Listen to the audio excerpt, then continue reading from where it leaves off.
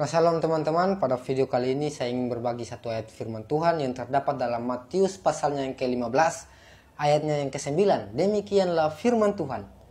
Percuma mereka beribadah kepadaku, sedangkan ajaran yang mereka ajarkan ialah perintah manusia. Saya ulangi, percuma mereka beribadah kepadaku, percuma mereka beribadah kepada Allah, sedangkan ajaran yang mereka ajarkan ialah perintah manusia. Nah guys, kalau kita melihat ayat ini, ternyata ada ibadah yang sia-sia, ada ibadah yang percuma. Dan itu sangat relevan atau berhubungan erat dengan sebuah ajaran. Saya percaya kok, semua ajaran gereja itu baik. Namun sebagai orang percaya yang sungguh-sungguh, seharusnya kita menelaah baik-baik apakah benar ajaran yang diajarkan dalam gereja kita itu adalah perintah Allah dan bukan perintah manusia. Saya berikan sebuah contoh perintah manusia atau ajaran manusia yang baik namun bukan kebenaran. Seperti halnya motivasi hidup. Motivasi hidup itu baik. Dia memacu kehidupan kita untuk lebih berkualitas. Namun motivasi hidup bukanlah kebenaran. Nah, melihat hal ini sebenarnya kita mengetahui bahwa kualitas pengkhotbah itu seharusnya lebih tinggi daripada kualitas motivator. Karena apa? Karena motivator bisa lahir dari orang-orang yang tidak mengenal Allah. Bahkan mereka berani mempublis bahwa mereka adalah orang-orang yang tidak bertuhan atau ateis. Jadi, ajaran para motivator atau motivasi hidup bisa lahir dari orang yang tidak bertuhan. Jadi jelas motivasi hidup kemungkinan besar juga lahir dari ajaran manusia dan bukan ajaran Allah. Sekali lagi bahwa ajaran manusia itu baik, namun bukanlah kebenaran.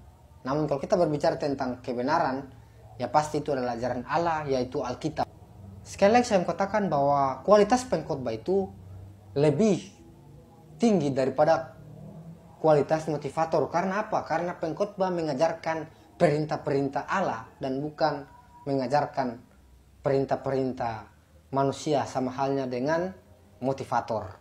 Namun miris teman-teman, jika motivator-motivator ini masuk ke dalam gereja dan diberikan mimbar, mereka menyampaikan motivasi-motivasi hidup, lalu mencomot ayat Alkitab untuk mendukung pernyataan mereka mengenai motivasi-motivasi yang telah mereka paparkan. Ini berbeda teman-teman dengan pengkhotbah. Pengkhotbah itu akan mengambil ayat Alkitab lalu menggalinya, menyampaikannya sesuai dengan kehendak Allah. Ayo bagaimana? Mari kita diskusi teman-teman. Bagaimana dengan keberadaan gerejamu saat ini? Jika gerejamu hanya berbicara tentang bagaimana caranya hidup bahagia, bagaimana cara membangun keluarga yang harmonis, bagaimana caranya untuk sukses, apa itu kunci sukses.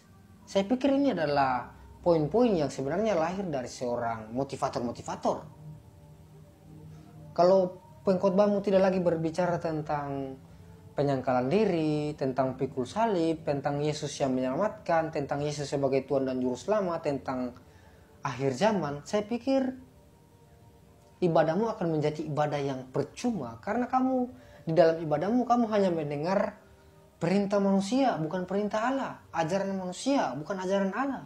Namun kalau kamu bilang, wah tapi pengkhotbah yang berbicara tentang hidup yang bahagia, keluarga yang harmonis, hidup yang sukses, itu lebih enak didengar. Nah, sekarang jadi masalah bukanlah pembicaranya, tapi yang jadi masalah kamu sebagai pendengar. Kalau kamu sudah menyenangkan telingamu dengan hal-hal seperti itu. Dan saya mau tekankan, Alkitab mengatakan bahwa ibadahmu akan menjadi ibadah yang sia-sia.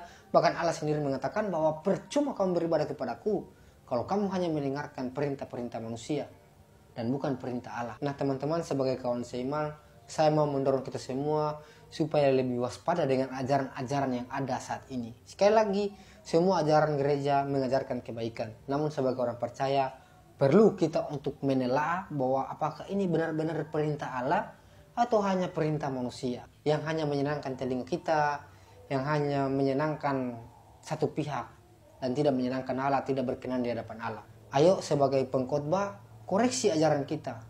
Sebagai pendengar khotbah, koreksi apa yang kita dengar, supaya ibadah kita tidak menjadi ibadah yang sia-sia dan ibadah yang berkenan di hadapan Allah. Tuhan Yesus memberkati.